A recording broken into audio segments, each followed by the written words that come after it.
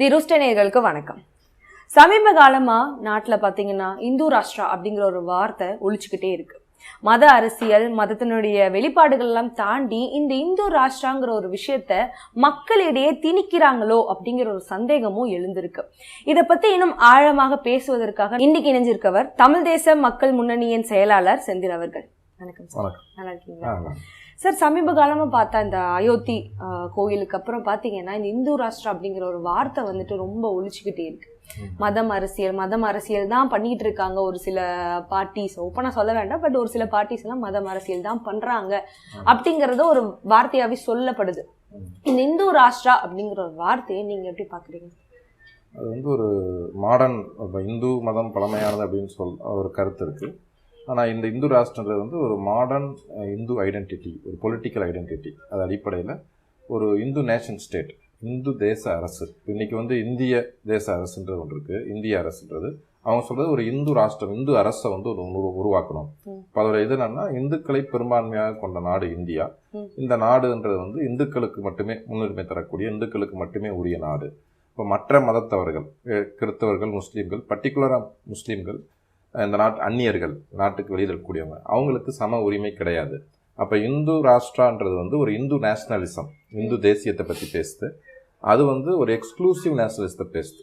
இப்போ இந்திய தேசியம்ன்றது வந்து ஒரு இன்க்ளூசிவ் நேஷனலிசத்தை பேசுது. அது முஸ்லீம்களை விலக்கி வைக்கக்கூடிய ஒரு எக்ஸ்க்ளூசிவ் நேஷனலிசம். அதுக்கு இன்னொரு பக்கம் இருக்குது. என்ன அப்படின்னா, இந்த மொழிவழி மாநிலங்கள்லாம் இருக்கு இல்லையா, தமிழ்நாடு, கேரளா, ஆந்திரா, தெலங்கானா, கர்நாடகா, ஒவ்வொன்றும் ஒரு மொழி அடிப்படையில் அந்த மாநிலங்களை பிரிச்சிருக்காங்க. இந்த மாதிரி மொழிவழி மாநிலங்களே கூடாது அப்படின்றது இந்து ராஷ்டிரத்துடைய ஒரு கொள்கை. இப்போ இந்த மொழி அடிப்படையில் கூடாது. இந்த மொழியெல்லாம் பெரிய விஷயம் கிடையாது. நாடு முழுக்க இந்துக்கள்ன்ற நம்ம ஒன்றுபட்டு நிற்கிறோம். அப்போ ஒரு பக்கம் வந்து முஸ்லீம்களை வந்து எக்ஸ்க்ளூட் பண்ணக்கூடிய ஒரு அரசியலும், இன்னொரு பக்கம் இந்த மொழிவழி மாநிலங்கள், மாநில உரிமை அப்படின்றத மறுக்கக்கூடிய அரசியலாகவும் இந்த இந்து ராஷ்டிர அரசியல் வந்து இந்து தேசியம், இந்து தேசம், இந்து அரசு, இந்து ராஷ்டிரம், இந்து அரசு, அதுதான் அந்த அரசியல் வந்து முன்வைக்கிறாங்க. இப்போ இது வந்து சுதந்திர போராட்டத்துக்கு முன்னாடியே இவங்க வந்து ஒரு பலவீனமான சக்தியாக, இப்போ ஆர்எஸ்எஸ்ஸோ இந்து மகாசபையோ அன்னைக்கு வந்து ஒரு பெரிய சக்தி கிடையாது. ஒரு பக்கம் தனியாக முஸ்லீம் லீக் வந்து முஸ்லீம் நாட்டுக்காக போராடிட்டு இருந்துச்சு. காங்கிரஸ், கம்யூனிஸ்ட் கட்சி, இவங்க வந்து ஒரு இந்தியா, இன்னைக்கு இருக்கக்கூடிய இந்தியாவுக்காக, இந்திய தேசியத்துக்காக இது பண்ணாங்க. இவங்க வந்து இந்து தேசியம் பேசக்கூடிய, இந்து ராஷ்டிரம் பேசக்கூடிய இவங்க வந்து ரொம்ப மைனாரிட்டி ட்ரெண்டாக, அதாவது ஒரு பலமான சக்தியாக அன்னைக்கு இல்லை. இப்போ இன்னைக்கு 1980s பிறகு தான் ஒரு பலமான சக்தியாக வந்து உங்களுக்கு வந்து இப்போ இன்னைக்கு கடந்த 10 ஆண்டுகளாக வந்து அவங்க ஆட்சி பண்ணிட்டு இருக்காங்க. பர்டிகுலராக ஏன் உங்களுக்கு இப்போ இந்த இந்து ராஷ்டிரத்தை பற்றி இன்னைக்கு பேசணும் கூட ஏன் தோணுதுன்னா, இந்த ராமர் கோயில் போன 22ஆம் தேதி திறந்தாங்க இல்லையா, அது வந்து ஒரு இந்து ராஷ்டிரத்துக்கான ஒரு குறியீடா, ஒரு நேஷனல்ஸ். அவங்க திருப்பி சொல்றது என்ன, இன்னைக்கு கூட விஹெச்பி செய்தி தொடர்பாக ஒரு பேட்டி கொடுத்துருக்காரு தமிழ் இந்துக்கு. இது வந்து ஒரு நேஷனல் சிம்பிள், இது வந்து ஒரு மதத்துக்கான குறியீடு. இந்துக்களுக்கான ராமர் கோயில்னு சொல்ல அவங்க தேசத்துக்கான குறியீடு, தேசத்துக்கான அடையாளம் அப்படின்றாங்க. தேசத்துக்கான ஒரு பொலிட்டிக்கலைஸ் பண்றாங்க இந்த ராமரையும் இதையும். அதனாலதான் அவங்க வந்து இந்த ராமர் கோயில் கட்டினதை வந்து ஒரு இந்து ராஷ்டிரத்தை நிறுவிட்டோம் நாங்க அப்படின்ற ஒரு குறியீடா வந்து அவங்க வந்து சொல்றாங்க. இப்ப இது வந்து ஒரு பிற்போக்கான ஒரு தேசியம். அவங்க சொல்றது வந்து ஒன்று மொழிவழி இதையும் மறுக்குது, இன்னொன்று வந்து முஸ்லீம்களை வந்து விலக்கி வைக்கக்கூடிய ஒரு தேசியமா அது இருக்கு. அப்ப அதுக்கு அந்த அடிப்படையில் தான் அவங்க ஆட்சி பண்ணிட்டு இருக்காங்க. வந்து பிஜேபி வந்து கடந்த 10 ஆண்டு காலமா அந்த அடிப்படையில் தான் ஆட்சி பண்ணிட்டு இருக்காங்க. ஏராளமான டே டு டே தாக்குதல்கள் வந்து முஸ்லீம்ஸ் மேல வந்து நடந்துட்டு இருக்கு. பல்வேறு ஹிஜாப், இன்னொரு பக்கம் என்ஆர்சி, சிஏஏ, குடியுரிமை பறிக்கக்கூடிய சட்டம், இந்த மாதிரி மசூதி அடிச்சுட்டு கோயில் கட்டுறது, மாப் லிஞ்சிங், இது மாதிரி என்ஐஏ, ஊப்பா போன்ற அடக்குமுறை சட்டங்களை பயன்படுத்தி ஆயிரக்கணக்கான முஸ்லீம்கள் வந்து சிறையில் இருக்காங்க. இது மாதிரி முஸ்லீம்கள் மீது நிறைய ரிசர்வேஷனை வந்து கர்நாடகா எலெக்ஷன்ல வந்து பறிச்சிட்டாங்க. இப்போ இது வந்து இந்த 10 ஆண்டு கால டர்மாயில் ஒரு ட்ராமா முஸ்லீம்களுக்கு வந்து அதை வந்து ஒரு எளிதில் விவரிச்சிட முடியாது. இது ஒரு பக்கம். இன்னொரு பக்கம் மாநிலங்களே கூடாதுன்னு மாநில உரிமையை பறிக்கிறது. அவங்க இந்து ராஷ்டிரத்துடைய இன்னொரு பக்கம்ன்றது என்னன்னா, மாநிலங்களுடைய உரிமையை பறிக்கிறது, வரி அதிகாரத்தை பறிக்கிறது, அவங்க கட்சிகளை உடைக்கிறது, இடி அனுப்பி அந்த கட்சிகள்லாம் உடைச்சி இது பண்றது, இது ஒரே நாடு ஒரே கல்விக் கொள்கைன்றது, நீட்டு திணிக்கிறது, இப்படி போயிட்டு இருந்த ஒரு ட்ரெண்ட்ல தான் ஆளுநரை வச்சு மாநிலங்களை வந்து குழப்பறது. இப்போ தமிழ்நாட்டில் தான் ஆளுநர் ரவி வந்து டே டு டே தலையிடுறாரு.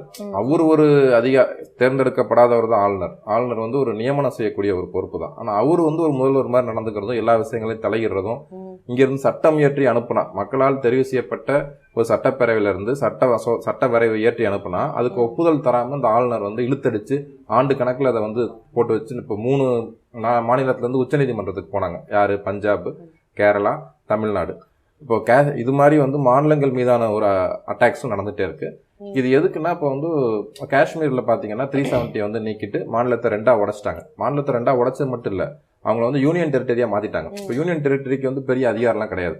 லடாக்கை வந்து அசம்பிளியே இல்லாத, சட்டப்பேரவை இல்லாத யூனியன் டெரிட்டரி ஆக்கிட்டாங்க. காஷ்மீர் வந்து சட்டப்பேரவை இருக்கிற யூனியன் டெரிட்டரி. ஆனால் அங்கே எலெக்ஷன் நடத்தல 2019. இப்போ இது எதுக்காக பண்ணுறாங்க? இந்து ராஷ்டிரம் யாருக்கு தேவை? யாருக்கு? இந்துக்களுக்கு பயன்படுதா? உண்மையிலே இந்துக்களுக்கு வேலை வாய்ப்பு கிடைச்சிட்டா? அப்போ ஏன் விவசாயிகள் வந்து வேலை வாய்ப்பு கிடைக்கல? விவசாயிகளே 1 வருஷம் போராடினாங்க, அதில் 700 பேர் செத்தாங்க. அப்போ இது யாருக்காகனா, விரல் விட்டு எண்ணக்கூடிய சில கார்பரேட்டுகளுக்கு, அதாவது அதானி, அம்பானி. ஒரே தேசம் ஒரே சந்தை. இந்த ஒரே தேசத்தை எப்படி உருவாக்குவீங்க? அதுக்கு ஒரே மதம், ஒரே மொழி. அப்போ இந்து சமயம், இந்தி மொழி, இந்து ராஷ்டிரம். இந்து, இந்தி, இந்து ராஷ்டிரம். இது எதுக்கு தேவை? அது ஒரு கார்பரேட் ராஜ்யம். இந்து ராஷ்டிரன்றது எதுக்குன்னா, முழுக்க கார்பரேட்டுகள், விரல் விட்டு எண்ணக்கூடிய சில கார்பரேட்டுகளுக்கான ஒரு ராஜ்யமா அந்த கார்பரேட் ராஷ்டிராவா தான் அது இருக்கும். இப்போ அதானி போன்ற 2-3 முதலாளிகள் ஒட்டுமொத்த நாட்டோடைய அனைத்து துறைகளையும், விமானத்துறை, விமானம், இது நிலக்கரி, சுரங்கம், அதுக்கப்புறம் ஹார்பர், இது மாதிரி அப்புறம் தொலைத்தொடர்பு, எல்லா துறைகள்லையும் அவங்க வந்து மோனோபொலியா இருக்காங்க. நேரடியாக மோடியோட பிரைம் மினிஸ்டரோட தொடர்பு வச்சுக்கிட்டு தான் எல்லா துறைகளையும் வந்து அவங்க வந்து கைப்பற்றுறாங்க. இப்போ இந்த ஒரு முறை வந்து ராகுல் காந்தி கூட பேசினார். என்ன அப்படின்னா, 2 பேர், மோடி, அமித்ஷா 2 பேர், அவங்களுக்கு அம்பானி, அதானி 2 பேர், இவங்க 4 பேரும் குஜராத்தை சேர்ந்தவங்க. இப்போ நாம் இருவர் நமக்கு இருவர் அப்படின்ற மாதிரி இவங்களுக்காக அந்த ஆட்சி நடந்துட்டு இருக்கு. இப்போ அதானி வந்து எப்படி கவர்மெண்ட்டை இன்ஃப்ளூயன்ஸ் பண்ணி பங்கு சந்தையில் மோசடி பண்ணுறாருன்னு ஒரு அறிக்கை வந்து ஹிண்டன்பர்கில் வந்துச்சு. இப்போ அதானியை எதிர்த்து பேசக்கூடிய மொஹிபா மொய்த்ரா பார்லிமெண்ட் விட்டு அவங்களை வெளியேற்றிட்டாங்க. ராகுல் காந்தி பேசினா அவரு அதோடைய எம்பி இது வந்து செல்லாதுன்னு சொல்லி இதாச்சு. அரவிந்த் கெஜ்ரிவால் பேசினா அவருக்கு இடி வந்து வரைக்கும் 7 முறை சம்மன் அனுப்பிச்சிட்டாங்க. அப்போ நீங்கள் மோடியை கூட எதிர்த்து பேசலாம், ஆனால் அம்பானியை எதிர்த்து பேச முடியாது அப்படின்ற ஒரு நிலைமை, அதானியை எதிர்த்து பேச முடியாது அப்படின்ற ஒரு நிலைமை வந்து இன்னைக்கு வந்து இருக்கு. அப்போ இது வந்து இந்து ராஷ்டிரான்றது வந்து அதோடைய அரசியலாக பார்த்தா எக்ஸ்க்ளூசிவ் நேஷனலிசம். இன்னொரு பக்கம் கார்பரேட்டுகளுக்கான ஒரே சந்தையை, கீழேருந்து கன்னியாகுமரிலேருந்து காஷ்மீர் வரைக்கும் ஒரே மார்க்கெட்டை உருவாக்குறதுக்கான ஒரு அரசியலா வந்து இருக்கு.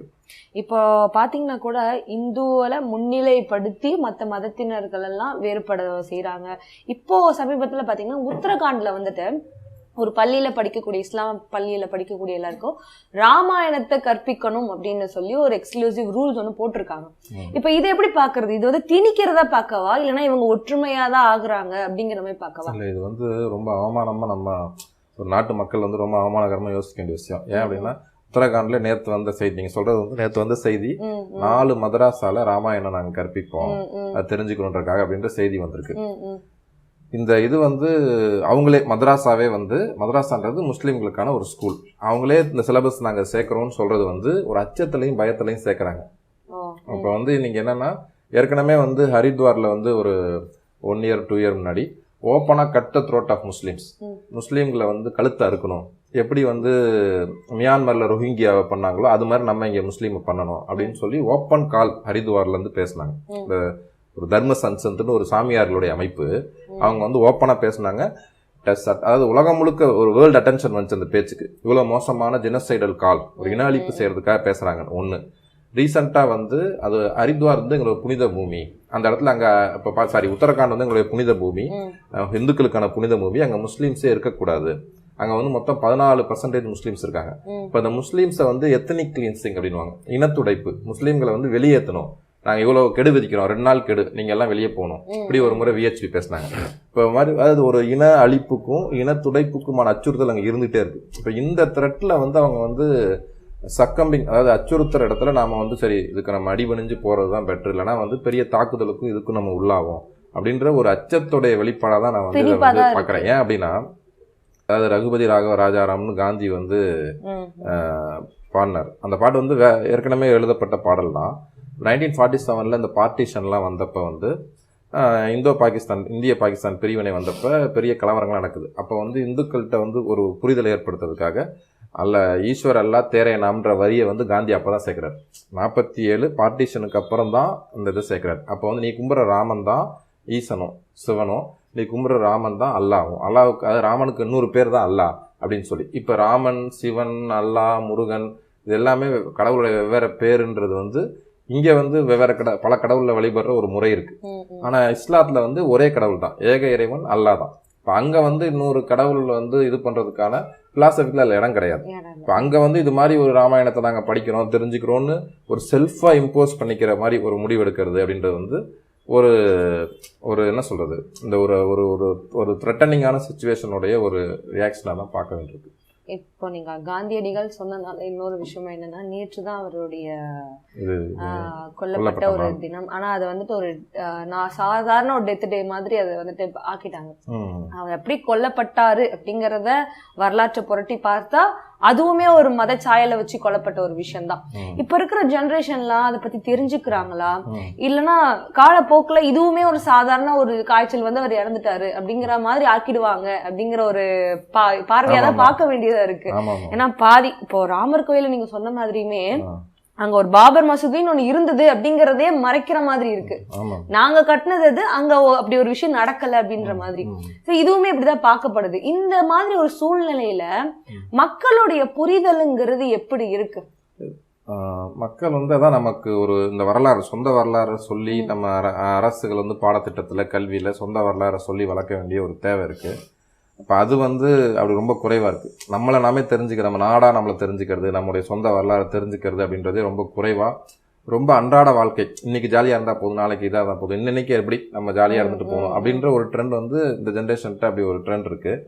காந்தி பொறுத்த வரைக்கும் அது ஒரு காந்தி கொல்லப்பட்டார். யாரால் கொல்லப்பட்டார்? நாதுராம் கோட்சேவால் கொல்லப்பட்டார். அவருடைய அரசியல் என்ன? அவர் வந்து ஒரு இந்துத்துவ அரசியலை கொண்டவர். அவர் வந்து RSS காரர். RSS என்றால் யார்? அவங்க தான் இன்னைக்கு நாட்டை ஆட்சி பண்ணிட்டு இருக்காங்க. இப்ப இந்த விஷயம் வந்து ஒரு கான்சியஸா, இப்ப வந்து ராஜீவ்காந்தி யார் கொண்டது? ஒரு தமிழன் கொண்டாடுவாங்க. இந்திரா காந்தி யார் கொண்டது? ஒரு சீக்கியர் கொண்டாடுவாங்க. ஆனா காந்தி யார் கொண்டது? கோட்சேன்வாங்க. கோட்சே யாரு? அவர் அரசியல் என்ன? அவர் இந்துத்துவன்ற அரசியல்னால தான் கொண்டாரு.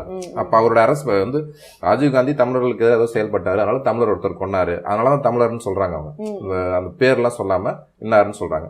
இந்திரா காந்தி வந்து பொற்கோயிலுக்குள்ள படை அனுப்பிச்சாங்க, அதனாலதான் சீக்கியர்கள்ல இருந்து ஒருத்தர் வந்து கொண்டாரு, அதனாலதான் சீக்கியர்னு மீன் பண்றாங்க. இப்ப காந்தி வந்து இந்த இந்து மெஜாரிட்டேரியனிசம், இந்து ராஷ்டிரம்ன்றது இந்து பெரும்பான்மைவாதம் தான். இந்த இந்துக்கள் பெரும்பான்மையா இருக்காங்க, அதனால இந்துக்களுடைய நாடு. இந்த விஷயத்த காந்தி சேலஞ்ச் பண்றாரு. காந்தி ஏன் கொல்லப்பட்டாருன்னு சொல்லாம விட்டு அதை வந்து சொல்லாம விட்டது வந்து கான்சியஸாவே பண்ணது. இந்த ஒட்டுமொத்த நான் என்ன சொல்றேன்னா, இந்த இந்தியன் செட்டப் இருக்கு இல்லையா, இப்போ நீங்கள் இந்தியன் செட்டப்லேயே இந்த பியூரோக்ரசி, மீடியா, இது எல்லாரும் சேர்ந்து ஒத்துழைக்காம இப்படி இருட்டடிக்கவே முடியாது. ஏன்னா காந்திக்கு வந்து இந்தியாவுக்கு வெளியில லெகசி இருக்கு. இந்த ஒரு மாடர்ன் இந்தியாவுடைய மாடர்ன் ஹிஸ்டரியில மாடர்ன் லீடர்ஸ் பெரியார், அம்பேத்கர், காந்தி, பகத்சிங், சுபாஷ் சந்திர போஸ், இவங்கெல்லாம் வந்து இந்த 100 ஆண்டு காலத்துல இந்த நாட்டை வரலாற்றில் வந்து ஒரு முக்கியமான ஆளுமைகளா இருக்கக்கூடியவங்க. அதுல இந்தியாவுக்கு வெளியில இன்ஃப்ளூயன்ஸ் பண்ண ஒரு பெரிய தலைவர்னா நம்பர் 1 காந்தி தான். நெல்சன் மண்டேலா வந்து காந்திய தலைவர்னு ஏத்துக்கிறாரு, மார்ட்டின் லூதர் கிங் ஏத்துக்கிறாரு, சார்லி சாப்ளின் இன்ஸ்பயர் பண்ணியிருக்காரு, எயின்ஸ்டீன் வந்து வியந்து பார்க்கக்கூடிய, அது இன்னும் 1000 வருஷத்துக்கு எயின்ஸ்டீனுடைய சயின்ஸ் வந்து மனித குலத்துல இன்ஃப்ளூயன்ஸ் பண்ணும், அந்த அளவுக்கான கண்டுபிடிப்பு. ஆனா அவர் வந்து வியந்து பார்க்கக்கூடிய ஒரு நபரா காந்தி இருந்திருக்காரு. அப்ப இவ்வளவு பெரிய ஒரு ஆளுமை அந்த நாட்டிலே சொந்த மக்களால் ஒரு எக்ஸ்ட்ரீமிஸ்டால கொல்லப்பட்டிருக்காரு. அப்படின்னா ஏன் கொல்லப்பட்டார் என்னன்னு இந்த மக்களுக்கு சொல்லி வளர்த்துருக்கணும், இது பண்ணியிருக்கோம் இல்லையா. அப்போ அதை கான்சியஸா இந்த இந்துத்துவ பாலிடிக்ஸ் அது வந்து வெவ்வேறு மட்டத்தில் இருக்கிறது வந்து கான்சியஸா தவிர்த்தது தான் இன்னைக்கு இந்த இடத்துல வந்து இருக்குன்னு நினைக்கிறேன் நான். அது ஒரு இது தற்செயல் நான் கருதல, கான்சியஸா நடந்திருக்கு. நம்ம ஹிஸ்டரியில வந்து கான்சியஸா நடந்திருக்கு. இப்போ பாத்தீங்கன்னா 2024 லோக்சபா எலெக்ஷன் வந்துட்டு இருக்கு. இது இந்த ஒரு மத அரசியல் இதுலயும் தாக்கம் ஏற்படுமா, இல்லைன்னா அதுக்குள்ள ஒரு விதத்துல நார்த்தோ சவுத்தோ கம்பேர் பண்ணும்போது லோக்சபா எலெக்ஷன்ல இந்த ஒரு விஷயம் அவ்வளவு பெரிய தாக்கத்தை ஏற்படுத்தாது அப்படின்னு சொல்றீங்களா? இந்த முக்கியமா இந்த போன வாட்டி புல்வாமான்னு ஒரு தாக்குதல் நடந்துச்சு, உடனே இவர் திருப்பி போய் இந்தியாவில இருந்து தாக்குதல் பண்ணாங்க அப்படின்னு சொல்லி ஒரு ஞாபகம் வந்து போன எலெக்ஷனுக்கு முன்னாடி சத்யபால் மாலிக் தான் காஷ்மீர்ல கவர்னர் இருந்தார். அவர் என்ன சொன்னார்னா, இந்த மாதிரி ரொம்ப ஆபத்தான நிலைமை இருக்கு, படை வீரர்களை தரை வழியா வர சொல்லாதீங்க, உளவுத்துறை தகவல்கள்லாம் இருக்கு, வேணான்னு சொல்லி முன்கூட்டியே சொல்லியிருக்காரு. ஆனா அமித்ஷாவும் மோடி அலட்சியமா விட்டனாலதான் அந்த ராணுவ வீரர்கள் தாக்குதலுக்கே உள்ளானாங்க. நான் முதலே சொன்னேனே நீங்கள் இப்படி பண்ணிட்டீங்களேன்னு கேட்டப்ப இந்த நேரத்தில் வாயை மூடிட்டுன்னு மோடி சொன்னார் அப்படின்றத அவர் சத்யபால் மாலிக் வந்து பேட்டியிலே சொல்லிட்டார். இப்போ போன வாட்டி எப்படி புல்வாமாவோ அது மாதிரி இந்த வாட்டி இந்த ராமர் கோயிலை வந்து திட்டமிட்டு ஜனவரி 22 தொடங்கிட்டு அதுக்கு அடுத்த நாள் தான் எலெக்ஷன் கமிஷன் சொல்கிறாங்க ஏப்ரல் 16 வாக்கில் எலெக்ஷன் வரும் அப்படின்னு சொல்லி ஜனவரி 23 தான் அறிவிச்சாங்க. ஸோ வந்து இது எலெக்ஷனுக்காக டார்கெட் பண்ணி இன்னைக்கு காலையில் மோடி பேசுறது கூட இந்த மாதிரி நாங்கள் நிறைய சாதனைகள்லாம் பண்ணியிருக்கோம், பெண்களுக்கு நிறைய இடஒதுக்கீடு பண்ணியிருக்கோம்லாம் சொல்லிட்டு முடிக்கும் போது ஹிந்தியில் தான் பேசுகிறாரு. முடிக்கும் போது ராம்னு சொல்லி முடிக்கிறாரு. ஸோ வந்து இந்த 500 ஆண்டுகால பிரச்சனையை தீர்த்தாங்க, இவங்க முக்கியமான தேர்தலில் வந்து ஒரு செல்லிங் பாயிண்ட்டாக இந்த ராமர் கோயில் இந்த பிரச்சனையை தீர்த்ததா நம்ம பண்ண முடியும் அப்படின்னு அவங்க நம்புகிறாங்க.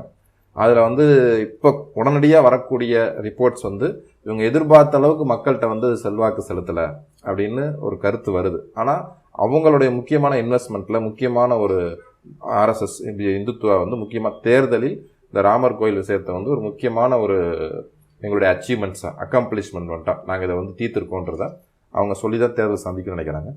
தமிழ்நாட்டில் ரொம்ப மினிமலான சில இன்ஃப்ளூயன்ஸ் தான் இதனால இருக்கும், இந்த ராமர் கோயில் விஷயத்தினால வந்து இருக்கும்னு நினைக்கிறேன். இன்ஃபேக்டா தமிழ்நாட்டுல கம்மியா தான் மற்ற மக்கள் எல்லாருமே ஓரளவுக்கு புரிதலோட இருக்காங்களா?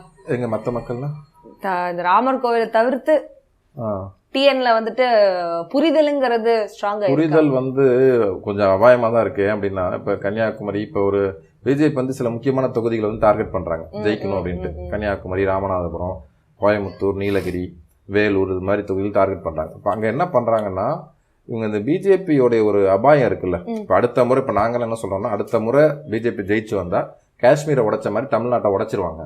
ஏன்னா அவங்க வந்து மாநிலங்களே இருக்கக்கூடாது, மொழிவழி மாநிலங்களே இருக்கக்கூடாது, அதை சின்ன சின்ன ஜன்பத்துக்களா ஒரு அட்மினிஸ்ட்ரேட்டிவ் யூனிட் நிர்வாக அலகுகளா இந்தியா வந்து சின்ன சின்ன யூனிட்டா வச்சு நடத்தணுமே ஒழிய இந்த ஒரு மொழி மராட்டியர்களுக்கு மகாராஷ்டிரா, தெலுங்கர்களுக்கு ஆந்திரா தெலுங்கானா, கன்னடர்களுக்கு கர்நாடகா, மலையாளிகளுக்கு கேரளா, தமிழர்களுக்கு தமிழ்நாடுன்னு இப்படி இருக்கக்கூடாது. அவங்க வந்து இப்படி ஒரு ஐடியாலஜியாக வச்சுருக்காங்க. இப்போ தமிழ்நாட்டில் ஏற்கனவே கொங்கு நாடு, பாண்டி நாடு, வட தமிழ்நாடு இப்படி வந்து பிரிக்கணும்னு இந்து முன்னணி, இந்து மக்கள் கட்சி இவங்க பேசுகிறாங்க. ரொம்ப பாஜகவுடைய மகளிர் அணி தலைவர் வானதி சீனிவாசன் வந்து சங்க இலக்கியத்திலே கொங்கு நாடுலாம் சொல்லியிருக்கு அப்படின்லாம் பேசுகிறாங்க. ஸோ அவங்க அடிமனம் என்னன்னா இதை உடைக்கணுன்றதான். இன்னொரு முறை ஆட்சிக்கு வந்தால் நம்ம இந்தியன் கான்ஸ்டியூஷன் பொறுத்த காஷ்மீரை பற்றி உடைச்சதுக்கு வந்து உச்சநீதிமன்றத்தில் வழக்கு நடந்தது.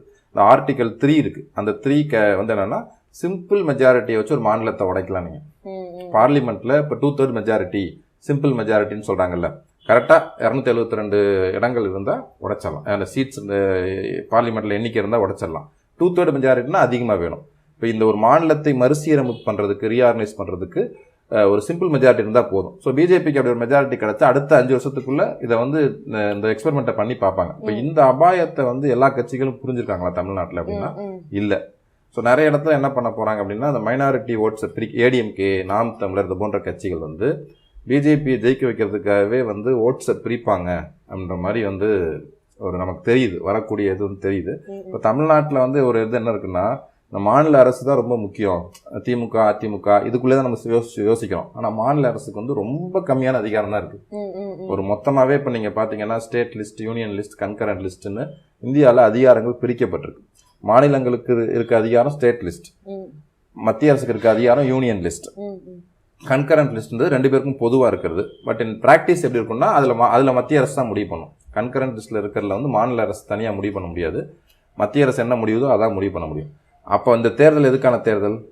2024 தேர்தல் ஒன்றிய அரசுக்கான தேர்தல். யார் ஆட்சியில் இருக்கணும், இருக்க வேணான்றது. இப்போ தமிழ்நாட்டில் இந்த தேர்தலை எப்படி பார்க்கணும்? மோடி ஆட்சி தொடரணுமா கூடாதான், இந்த பாசிச ஒரு ஆட்சி தொடரணுமா கூடான்றது தான் தேர்தலுடைய கொஸ்டின்.